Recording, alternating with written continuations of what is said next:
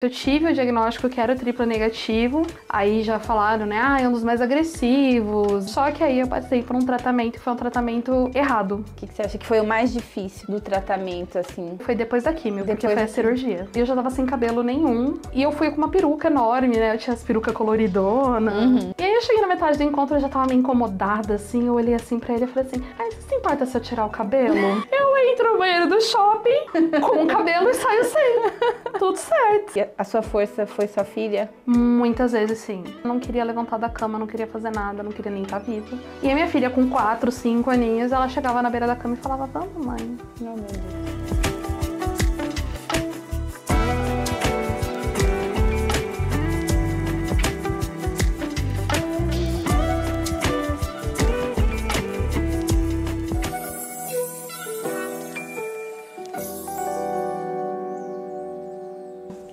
Olá, bom dia. Meu nome é Larissa Veneziano, sou médica mastologista e nós estamos aqui hoje no nosso terceiro episódio do Pod Mama, que é o nosso novo projeto. Hoje eu tô com uma pessoa muito especial, a Raquel. Antes eu vou pedir desculpa de novo pela ausência da Mari, nossa querida, mas ela fez questão que a gente gravasse hoje pra gente dar sequência no projeto. A Raquel é uma paciente que se tornou amiga, né? Que era uma paciente dos meus chefes na residência e que eu acompanhei muito e que acabamos depois, porque ela é uma pessoa muito especial, e seguindo a amizade. E eu chamei ela, tô muito feliz por ela estar aqui nesse projeto, que ela passou pelo câncer de mama, e ela vai dividir um pouquinho aqui com a gente. Muito obrigada, Raquel, de você estar aqui. Obrigada, tô feliz, tô muito honrada de estar aqui. E sim, a médica que se tornou minha amiga, porque você é uma pessoa maravilhosa, uma pessoa incrível, com uma vibe maravilhosa. Eu fico realmente muito feliz de estar aqui. Muito obrigada. Então eu quero começar perguntando se você pode dividir um pouco da sua história com a gente. Como é que foi o diagnóstico, como que foi viver tudo isso. E contar um pouquinho e a gente vai tirando as coisas disso. Nossa, então, tem uma loucura, assim, na questão do diagnóstico, de tudo mais, porque eu fiz o diagnóstico, né, eu primeiro identifiquei um nódulo, palpando mesmo, e eu deixei por um tempo, porque eu fui no médico, eu falei assim, olha, eu tô com esse nódulo e tal, ele falou assim, não deve ser nada. Na hora que ele falou, não deve ser nada, eu nem escutei o resto, né. Entendi, não ele falou, nada. mas faz o exame e tal, eu não... Dane-se, só seguir a vida. E aí passou alguns meses, e aí um belo dia eu acordei com uma dor horrorosa no peito, eu não conseguia respirar direito. E aí eu comecei a procurar médico, né, porque daí eu pensei, só pode ser esse caroço. Acabei fazendo todos os exames, tudo certinho, e no final sim, eu cheguei no diagnóstico, né, que era um nódulo triplo negativo. Aí já falaram, né, é um dos mais agressivos. Inclusive eu tive médico depois do tratamento que olhava pra mim assim, nossa, você teve um triplo negativo, com cara de você ainda tá aqui viva falando comigo, o que é terrível, mas enfim. Foi assim, um negócio que eu acabei descobrindo meio na marra, né. E quando é que foi isso, o diagnóstico? Em 2018 eu palpei o nódulo. Ainda em 2018 eu tive o diagnóstico que era o triplo negativo, só que aí eu passei por um tratamento que foi um tratamento errado. Porque a primeira pessoa que me atendeu, na verdade, ela me passou um tratamento totalmente errado. Pelo que eu sei, né, que é protocolo triplo negativo, você já tem que entrar com quimioterapia, tem que fazer todos, né. E ele falou assim, não, você não vai precisar fazer quimio, é só uma cirurgia, assim...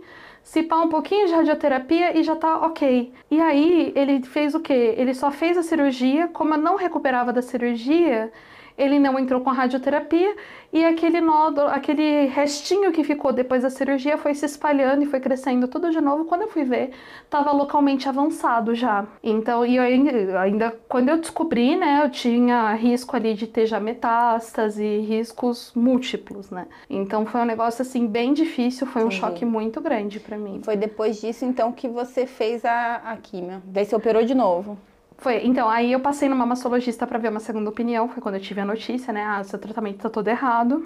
E aí eu fui e entrei já direto com quimioterapia pra poder diminuir o que já tava, né, ali espalhado. Ainda bem que eu fiz a PET, né, um mapeamento, e na PET deu, assim, que só tava na mama mesmo, ainda bem, não tive nenhuma metástase, né. Mas, como já tava uma coisa bastante complicada, eu entrei com uma quimioterapia bem pesada. E incrivelmente respondi muito, muito bem a quimioterapia, então foi assim uma diminuição muito grande, né, dos danos que já tinham sido causados.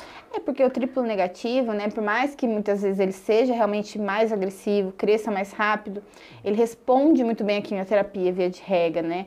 E aí diminui muito mesmo, né? Sim, ele respondeu muito bem. E aí eu fiz a cirurgia, depois eu fiz a rádio, então aí no final acabou sendo uma coisa bem tranquila, digamos assim, né? Uhum. E para você, como é que foi emocionalmente o diagnóstico, o tratamento? Como é que você levou isso? Porque você era muito nova, né? Quantos anos você tinha? 29, 30. É.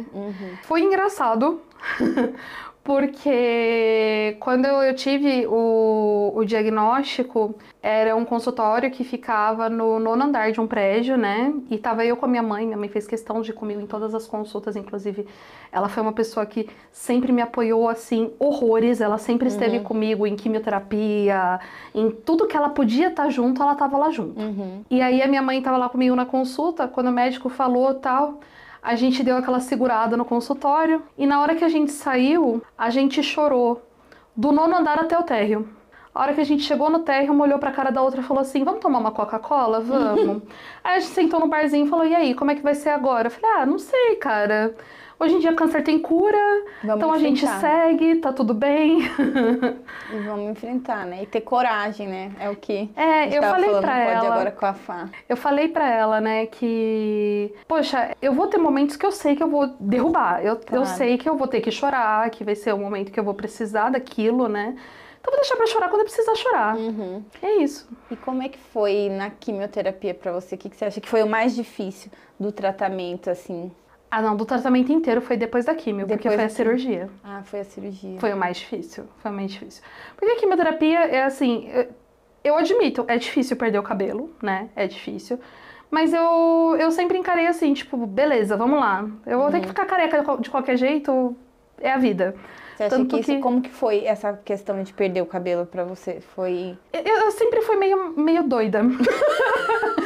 É porque assim, eu sempre tive assim, uns 5 minutos de... Eu deixava meu cabelo crescer. Observação, ela sempre tá com o cabelo de uma cor diferente, tá, gente? Na cirurgia ele estava laranja e pink. Laranja e pink. Sim. Então, eu deixava meu cabelo crescer. Aí quando meu cabelo chegava, tipo, do tamanho do seu, eu chegava no cabeleireiro e falava assim, corta. Mas corta.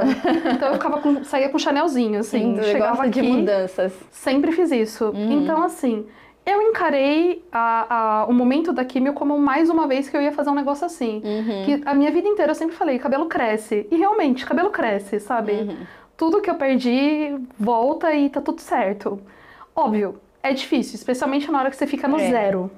Sim, igual eu sempre falo, eu não gosto dessa frase, cabelo cresce. Por conta que, para algumas pacientes, né, é fácil. Mas tem outras pessoas que é muito difícil, né? Depende muito da sua relação com o cabelo. Sim. Né? E como a sua relação é muito tranquila, ótimo, né? Mas não é sempre que é assim. Tem gente que toda a autoestima tá ali, né? Não, eu confesso, eu não gosto do meu cabelo curto. Não gosto. Mas assim... Passou. E foi sucesso. Era um momento que aquilo era necessário e usar peruca é terrível, gente. Conta a história, por favor, que você acabou de me contar. Então, porque eu estava já há 4 anos sozinha quando eu tive diagnóstico. E aí, na hora que eu soube, assim, né? É câncer de mama. E eu tinha uma filha de 4 anos na época. Eu falei, agora que eu não vou achar ninguém não, né? Dane-se, tá. E assim, eu continuei em app de encontro, mas pelo, gostei. Sim, não gostei, não. Eu ficava lá nessa diversão de, tipo, tô selecionando alguém, sei lá. E me veio um super like. Me veio um super like e essa pessoa começou a conversar comigo e incrivelmente essa pessoa tá aqui, ó, 5 anos já comigo. Tá ali, ó. Tá aqui. E foi muito engraçado, porque eu comecei a conversar com ele, né? E eu falei assim, olha, mas assim, você não se iluda, tá? Eu tô começando quimioterapia, eu vou perder meu cabelo todo, eu vou perder o meu peito, eu vou perder... não, mas você vai continuar linda. E aí a gente se conheceu, a gente saiu pela primeira vez, porque eu fiquei enrolando ele. A gente saiu pela primeira vez, eu tava no meio da quimioterapia e eu já tava sem cabelo nenhum, né? Tava tudo raspadinho, assim. E eu fui com uma peruca enorme, né? Eu tinha as perucas coloridonas. E aí eu cheguei lá no encontro, né? Chegou na metade do encontro, gente, peruca é muito chato de usar. Muito chato, muito chato. É lindo, fica maravilhoso, mas é chato de usar. E aí eu cheguei na metade do encontro, eu já tava meio incomodada, assim. Eu olhei assim pra ele e falei assim, você se importa se eu tirar o cabelo? Maravilhoso. Mas qualquer pessoa diria no encontro. Primeiro encontro. Não tem como esse casamento não acontecer, entendeu? Você importa se eu tirar meu cabelo? Se eu for ali tirar o cabelo? Tudo bem. Eu entro no banheiro do shopping com um cabelo e saio sem. Tudo certo. Muito bom. Entra uma muito pessoa bom. e sai outra. Maravilhosa, mas a mesma pessoa, né? E é isso, é porque ele tava com você pela pessoa que você é, não... Enfim. Mas eu falo porque tem muitas pacientes que não têm essa sorte, né? De ter pessoas, assim, legais do lado. E eu tava até falando com a Fá agora, que foi... O Marcos também foi super parceiro dela e eu acompanhei vocês depois, né? Na parte da reconstrução e tudo. Mas que o Alan também tava sempre com você lá e tal. O Alan foi muito parceiro, especialmente na reconstrução. Porque ela é uma cirurgia de recuperação difícil. E ele ficou pra fazer tudo. Me dar comidinha na boca, trazer o copinho na minha boca, sabe? Fazer tudo. Aplicar injeção. Antes disso, ele falava pra mim assim, eu não sou enfermeiro, eu não tenho jeito com essas coisas. Gente, ele me aplicou injeção que todo mundo aplicava e ficava a marca, que é a Clexane, né? Ela sempre deixa um hematoma. E ele aplicava, eu não sentia dor e não ficava a marca da Clexane. Eu falei, gente, que absurdo é esse? O que tá acontecendo? Então, pra você foi muito importante essa rede de apoio, né? Sua família, Com certeza. o Alan. E você fez algum acompanhamento de psicólogo na ocasião ou não? Não, inclusive, eu acho isso muito importante, porque eu acho, assim, que por mais que, assim, a gente às vezes ache que a gente tá conseguindo levar bem, podem ficar vestígios. Então, assim, eu sei hoje que eu arrasto alguns sentimentos que não são legais pra mim e que eu sei que eu preciso tratar isso, mas que é em decorrência de todo o tratamento, porque é uma coisa pesada, é uma coisa complicada. Muita coisa, né, pra você. É muita coisa passando na cabeça. E eu pensando assim, porque se eu não conseguisse terminar o tratamento e ficar tudo bem, eu tava com uma filha de 4 anos. Eu sempre vejo que as pacientes têm alguma coisa que é a força delas, né? Ou é a filha, ou é a família, ou é o trabalho. Tem alguma coisa que a pessoa elege pra falar, não, essa é a minha força e é isso que vai me levar, né? Eu acho que a sua força foi sua filha. Muitas vezes sim. Muitas vezes sim. Porque é inevitável, né? Chega sempre aquele momento assim que você tá acabada no meio da quimioterapia, você não consegue dormir. Gente, a insônia na quimioterapia é horrível. Eu dormia assim 3, 4 horas por noite, então eu chegava de manhã, não queria levantar da cama, não queria fazer nada, não queria nem estar viva. Mas tinha que viver, né? Tinha que passar. E a minha filha, com 4, 5 aninhos, ela chegava na beira da cama e falava, vamos, mãe. Oh, meu Deus. É. Então, assim, muitas vezes foi o que me deu força pra continuar, pra falar assim, não, eu preciso ir, eu preciso fazer, eu preciso seguir, né? E aí, porque também você é super nova, passou por 2 cirurgias, né? Uma cirurgia que realmente foi uma cirurgia mutiladora, né? Depois, que é a mastectomia, que é uma cirurgia assim que salvou muitas vidas, continua salvando muitas vidas, mas que é uma cirurgia que para uma mulher é muito difícil. Por mais que você se prepare psicologicamente, eu achei que eu tava preparada, mas você não tá. E a outra história que eu tenho que é bonitinha com o Alan. Porque quando eu fiz a mastectomia, eu super achei, não, eu vou me preparar o máximo que eu puder e tal. E é uma cirurgia bem rápida, né? Você entra no hospital num dia, sai no outro. Então, eu tomei o banho antes da cirurgia. E depois da cirurgia, né? Quando eles me desceram pro quarto e tal, já me deram alta. Então eu cheguei em casa, você tava com aquele cheiro de hospital, aquele cheiro de, sabe, centro cirúrgico. Aí eu falei, vou tomar um banho, né? E eu cheguei na minha mãe e falei assim, mãe, você me ajuda? Tal, né? Porque tem que tirar tudo. Aí lá, eu, filha, agora eu tô ocupada, eu não vou poder te ajudar agora, pede pro seu namorado. Eu já tinha acabado de começar a sair com ele, assim, sabe? Aí eu cheguei nele, me ajuda? Aí ele, tá, te ajudo. Aí ele foi comigo, começou a tirou os curativos e tal. E a hora que eu olhei pra baixo, que eu vi como é que tava, meu olho encheu de lágrima, porque você não tá preparada psicologicamente pra aquele momento. E aí ele olhou pra minha cicatriz, né, pros pontos, na verdade, né, e olhou pra minha cara e falou, você continua maravilhosa. E aí engoliu o choro. Porque quem que chora assim? Tá vendo? Deus manda os anjinhos pra gente, né?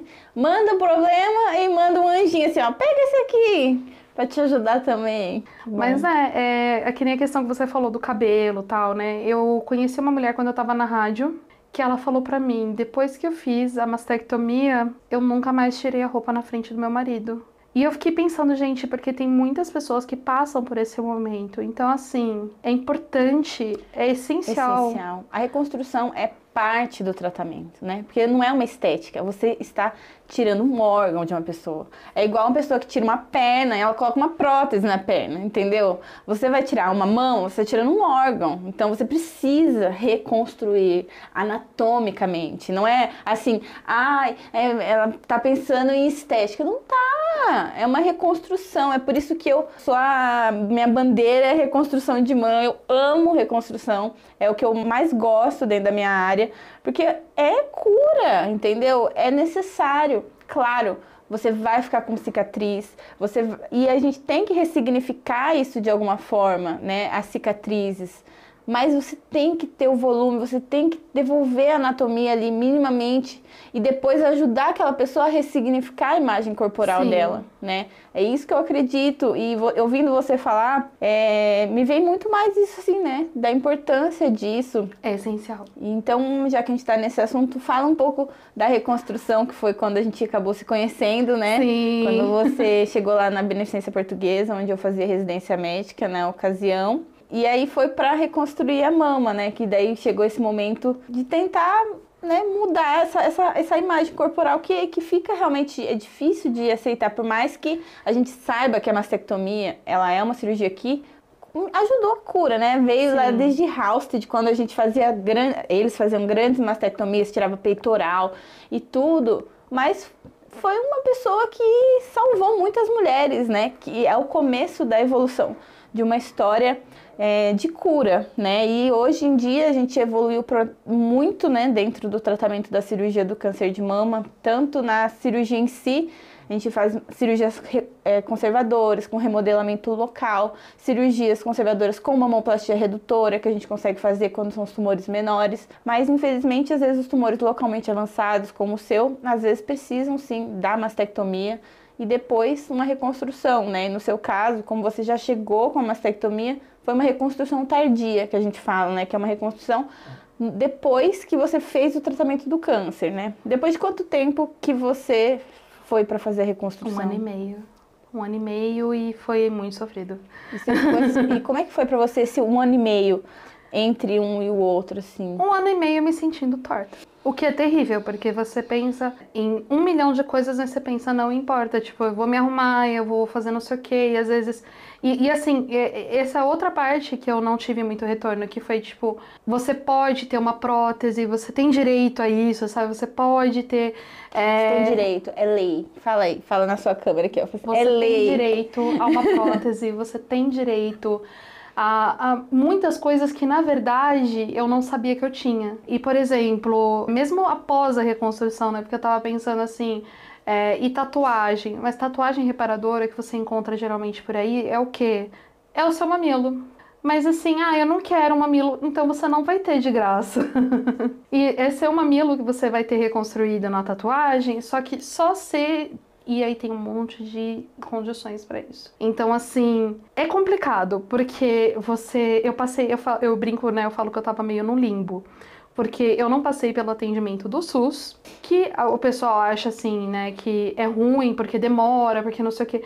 Mas, por exemplo, a minha mãe teve suspeita de câncer de mama em 2011. E ela teve todo um apoio psicológico, teve grupos de apoio, teve um monte de coisa que eles forneceram pra ela, tudo pelo SUS, pelo Pérola Byton.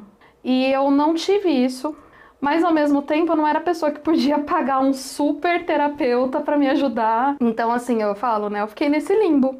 Porque eu tive um tratamento incrível, num hospital incrível, com médicos incríveis, mas faltou uma parte desse suporte que poderia ter existido. E que ninguém nem falou pra mim que deveria existir. Essa é a parte mais importante, que eu deveria saber, que eu tenho acesso, que eu deveria ter. E como você descobriu o acesso à reconstrução? A reconstrução em si, acho que foi a única coisa que eu já sabia que eu Tá. tinha, que eu já teria que, né? Mas assim, a minha médica, inclusive, ela conversou comigo, ela falou assim, olha, quando você for fazer a sua mastectomia, eu sinto muito, eu não vou poder reconstruir na hora. Nesse caso, né? Porque acho que provavelmente já era algum tumor inflamatório, alguma coisa que já tinha edema de pele ali, realmente a única indicação, a contraindicação, a reconstrução imediata ali, né? Sim. E aí ela já me pediu desculpa na hora, né? Foi uma consulta muito complicada, né? E aí eu falei pra ela, não, tudo bem. Porque na minha cabeça eu achei o quê, né? Não, eu vou estar preparada. Eu sou forte, eu tô pronta. Mas é complicado. E aí quando ela me liberou pra fazer a reconstrução, ela ainda falou assim pra mim, olha, pelo protocolo, eu deveria esperar mais. Mas eu sei como você tá, eu sei como você se sente, então você vai. Bola pra frente, vamos lá. E aí eu comecei a procurar, só que assim, eu tive um zilhão de posicionamentos assim, do tipo, mas você tem que emagrecer, mas você isso, mas você aquilo. E aí foi quando a gente se conheceu e você chegou pra mim e falou, né, que tinha simplesmente conseguido um médico que ia resolver o meu problema, que ia ser a pessoa que iria. Então, assim, contextualizando, né? Eu tava na residência, então eu tava ainda aprendendo, né? E aí, eu vou falar, acho que o nome não tem problema, o Dr. Marcelo Sampaio era um dos preceptores lá e tudo. E eu falei... Maravilhoso. E ele é maravilhoso, né? Quem conhece, porque ele é um dos melhores cirurgiões plásticos do Brasil, talvez. E aí, ele falou se eu queria aprender a fazer uma cirurgia de grande dorsal, que se eu tinha uma paciente que eu lembrasse pra gente chamar pra fazer. E eu lembrei da Raquel, que eu tava na consulta dela, e ela falou, quando acabou a consulta, ela falou, tá bom, não ficou definido naquele momento, né? E aí eu entrei em contato com ela e perguntei se ela tinha interesse de fazer a cirurgia, né? E aí ela teve, e aí voltou, passou com o Dr. Marcelo Sampaio, que maravilhoso, que foi... E aí eu entrei na cirurgia para aprender com ele. É até uma coisa importante saber não só que, né, todo mundo tem direito à reconstrução, mas que também você tem que se sentir bem consigo mesma. Então, assim, esse é o momento de ressignificar o que você sente consigo mesma. E ter, vamos dizer assim, né, essa nova chance. E ressignificar a sua imagem corporal, né? Porque às vezes a cirurgia que a Raquel fez, né, é uma cirurgia com retalho de grande dorsal. O que é isso, né? A gente traz o músculo das costas com um pouco de pele e um implante para frente. E essa cirurgia, ela devolve o volume, mas é uma cirurgia que ela deixa cicatriz, né? E uma cicatriz grande, e a gente reconstrói com mamoplastia do outro lado, então a gente tem muitas cicatrizes, a gente tem um volume adequado, mas é uma cirurgia que a Raquel inclusive me ensinou isso, né? É difícil você se olhar no espelho e você tem que ressignificar a sua imagem corporal, por melhor que fique a cirurgia. Eu me lembro até no pós-operatório, quando você chegou, assim, ficou fantástica essa cirurgia, assim. Porque o Dr. Marcelo é sensacional. E aí, a hora que eu olhei, eu falei, nossa, ficou muito bom. E eu me lembro de você meio que parada, assim. Porque, assim, ficou muito bom, mas na sua cabeça é assim, calma, né? É um músculo aqui do outro lado, como é que tá? Então, assim, é uma coisa que você tem um tempo pra ressignificar isso, né? Sim, isso é uma coisa que eu aprendi já mudando meu cabelo. Porque que nem eu falei, às vezes eu tava com o cabelo compridão e aí eu ia lá e cortava ele bem curtinho. E eu, na verdade, eu não gosto do meu cabelo curto. Então, eu me dava os 5 minutos, eu cortava o cabelo. E aí eu ficava 2 horas assim na frente do espelho e o cabeleireiro, e aí, ficou legal? E eu tipo... Peraí. Ficou... Eu não sabia responder com sinceridade, porque pra mim tem que meio que cair a ficha daquela mudança. E foi exatamente o que eu senti na cirurgia. Eu pensei, gente, eu preciso de tipo uns dias, sei lá, pra eu poder começar a entender e absorver a ideia de que isso mudou e agora é assim, sabe? Isso é assim... É um pouco complicado, óbvio, mas também não é impossível. E é uma coisa que cada mulher tem o seu tempo, né, para passar por isso, assim. E eu sempre gosto de fazer uma comparação, né? Tem aquela técnica japonesa que chama kintsugi, que ele reconstrói as louças com ouro, né? Quando a louça tá quebrada, reconstrói com ouro, mostrando que a história daquele objeto é importante, que a gente tem que frisar essas cicatrizes e que depois, né, de reconstruída, ela fica ainda mais bonita, né, e única, né? Então é isso que a gente tem que tentar ajudar a mulher a ressignificar depois disso, porque vão ter cicatrizes, né? Só que são cicatrizes da sua história, né, da sua luta, de tudo que você passou. E como ajudar a paciente a ressignificar isso, né? E uma das formas, né, que eu vejo, que eu estou estudando, estou estudando tatuagem, estou fazendo um curso de tatuagem. Tão bonita. Tatuagem de areola, suavização de cicatrizes e também tatuagem como forma de arte mesmo. Estou aprendendo a fazer, porque você é uma pessoa, inclusive, que fez uma tatuagem, né, por cima da cirurgia. E eu vejo que isso é uma forma de reconstruir a sua nova imagem corporal, se aceitar enquanto a sua nova imagem corporal mesmo, né? E eu queria até que você falasse pra mim, porque eu também tô entrando nesse mundo, a importância que foi isso pra você, né? Se foi uma forma de você ressignificar o seu corpo, de você olhar pro espelho e entender, tá bom, não tenho uma mama, exatamente uma mama normal, mas eu tenho a minha mama, né? O meu corpo, essa é a minha história, né? Sim. É assim, né? A questão de estética pessoal é uma coisa muito, né? Varia absurdos. Mas assim, eu sempre falei assim, né? Uma auréola, eu não acho bonito. Não acho bonito. É funcionar, tá ali, né? Mas aí na hora que eu falei assim, pronto, eu perdi. Eu vou botar outra? Não, porque eu tenho a oportunidade de fazer um desenho, de fazer um negócio, de ficar bonito e tal. Eu vou botar um negócio que eu não acho bonito? Não, só pra parecer natural. Não. E até na época, assim, eu conversei com uma psicóloga, que inclusive, na verdade, ela tava passando eu tava passando minha filha, né, com ela, e ela falou, eu tive câncer de mama, ela falou pra mim, vai por mim, você vai querer fazer a auréola. Eu pensei, não. É que você vê, né? Cada pessoa é uma, né? Então, a gente não trata... Eu sempre falo isso, a gente não trata a doença, a gente trata as pessoas, né? E você é uma pessoa que não precisava da areola. Eu já vi muitas mulheres, assim, que a hora que faz a areola é realmente um marco do final do tratamento. É uma coisa emocionante, é aquilo que volta, devolve a cereja do bolo, a feminilidade para aquela mulher. Mas é aquela, né? Você... Não, você é você. E Nossa. Você encontrou a sua forma de ressignificar, né? Postei foto do meu peito tatuado no Instagram. É isso. É sobre isso. É e ficou sobre linda isso. A tatuagem. E aí, tipo, tinha uma tatuadora, né? Que eu já tava assim... Já fazia muito tempo que eu acompanhava a arte dela, que é uma arte muito única. E aí eu falei assim, não é ela. Ela já acompanhava, já... E eu cheguei nela e falei assim, olha, eu queria fazer porque eu tive o câncer de mama e tal. Ela... Minha tia teve câncer de mama. Não, vamos fazer. E aí ela também se empolgou com o negócio. É muito bonito como as mulheres, elas também se unem nesse propósito, né? Quando você, às vezes ela já esteve do lado de lá e ela entende essa importância, né? E é engraçado, é bonito como a pessoa compra, né? Isso, assim, de eu entendo a sua dor, vamos lá. Sim, sim. É muito legal ver. E até ontem eu tava até conversando com o Alan. Ontem que a gente tava conversando, momento, por exemplo, eu tava vendo uma série que a mulher tava tendo um bebê. E é engraçado como às vezes você pode odiar aquela mulher, mas aí ela tá no momento de parir. Eu vou ajudar. É um respeito por aquela... É uma sororidade, é um negócio... naquele momento, não, ela é mulher, eu sei como é que é isso, ou se eu não sei, eu deveria saber e eu vou ajudar. E assim, então, pra você hoje, como você se sente com a sua imagem corporal depois de tudo isso, depois de todo esse processo? Tem mudanças, óbvio, né? Daquilo que era antes para aquilo que é hoje. Eu acho que a quimioterapia também me mudou muito fisicamente, né? Eu às vezes olho assim, antes de quimioterapia e depois da quimioterapia, que nem hoje eu tenho muito mais cabelo branco.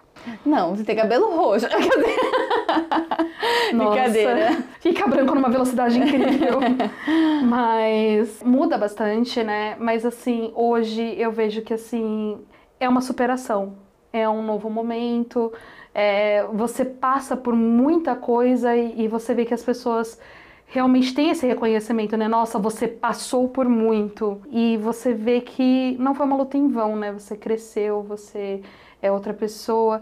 Eu tenho uma frase que eu levo bastante desde sempre, desde antes de eu passar por tudo isso, que é: não existe nada tão ruim que não tenha pelo menos um ponto positivo.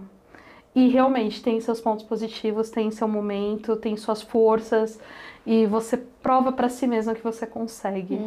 É isso que eu ia te perguntar. Hoje, a Raquel, depois de tudo isso, né? Depois de 2 tumores, depois de uma mastectomia, depois de 1 ano sem mama, né? Depois de uma reconstrução de mama, que não é fácil. Como você tá hoje, né? O que você aprendeu com isso? Qual é a diferença da Raquel em 2018 para a Raquel hoje, depois de tudo isso? Uma coisa que eu deveria dizer, mas que eu já aprendi antes, infelizmente da pior forma possível, é o do se cuide. Porque eu falo que eu aprendi antes e da pior forma possível porque perdi meu pai exatamente porque ele não ia no médico, ponto. Então ele passou muito tempo com uma tosse e a tosse dele na verdade era o coração dele e ele teve infarto fulminante. Entendi. Mas o se cuidar também é se cuidar psicologicamente, né? E saber se amar. Muitas vezes isso acaba passando por cima de muita coisa. Na verdade, você passa muita coisa por cima disso, né? E eu aprendi, teve uma campanha que fizeram de Outubro Rosa que eu participei, eu tive fotos, né, expostas na Paulista.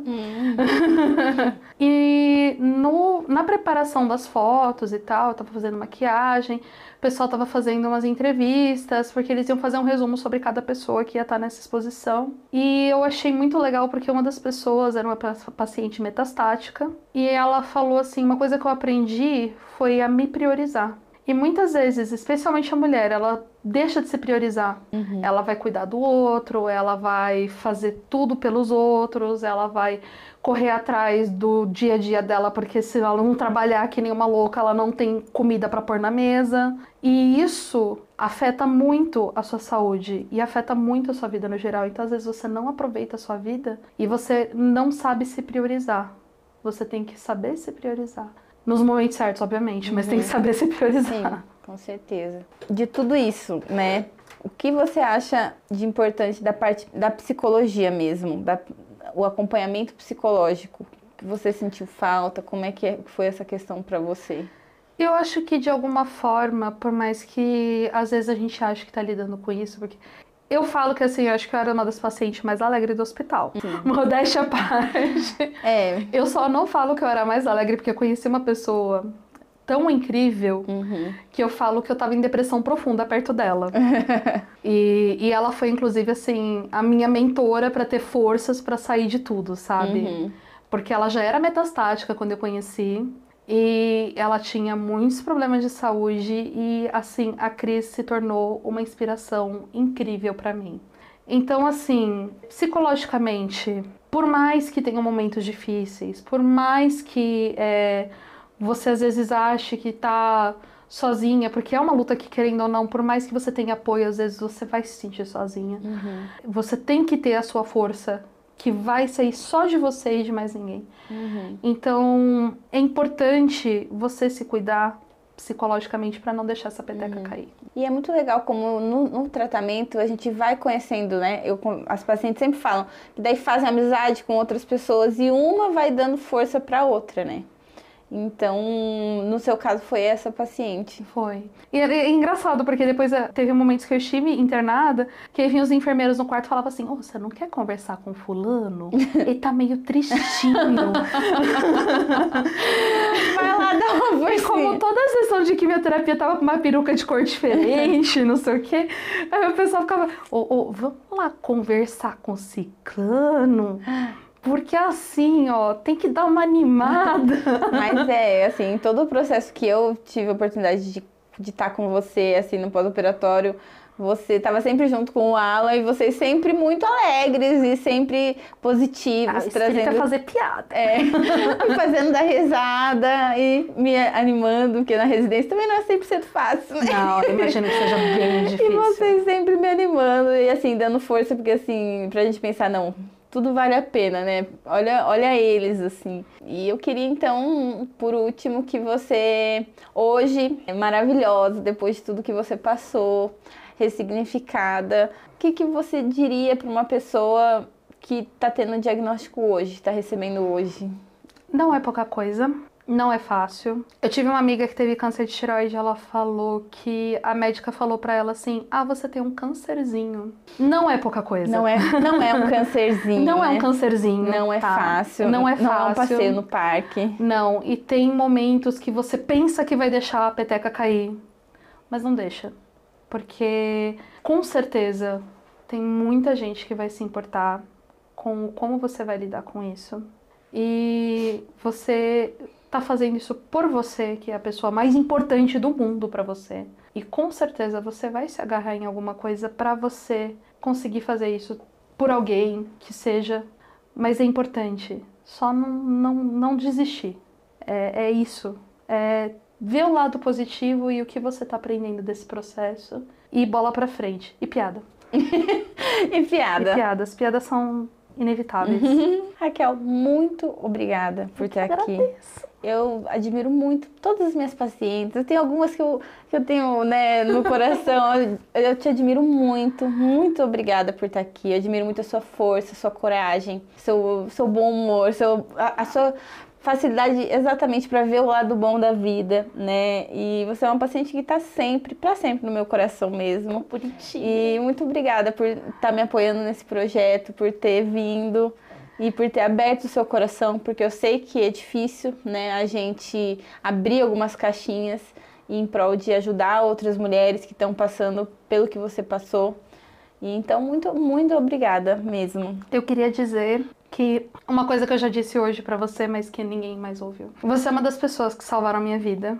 Existem pessoas que estão marcadas pra mim, assim, pra sempre. E eu agradeço muito, não só por essa oportunidade de repassar isso, porque sempre vai ter alguém que se importa com você e que você precisa realmente ter uma força muito grande nesses momentos, mas também porque, poxa, é maravilhoso você poder colaborar um pouquinho mais, né?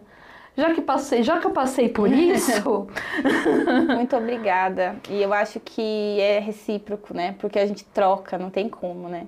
E eu estava falando pra você também, eu estava mudando de casa e eu achei a cartinha que você me escreveu e eu chorei lendo. E assim, é aquela coisa que eu olho e falo, é isso, né? Valeu a pena, vale a pena. Vamos, sempre quando a gente às vezes quer cair ou tá difícil a vida ou alguma coisa não tá...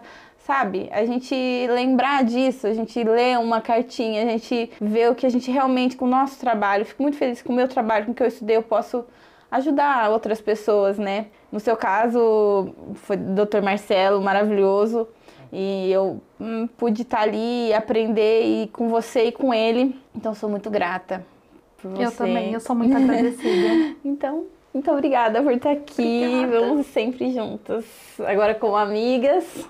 Pra sempre. Com certeza. Obrigada mesmo.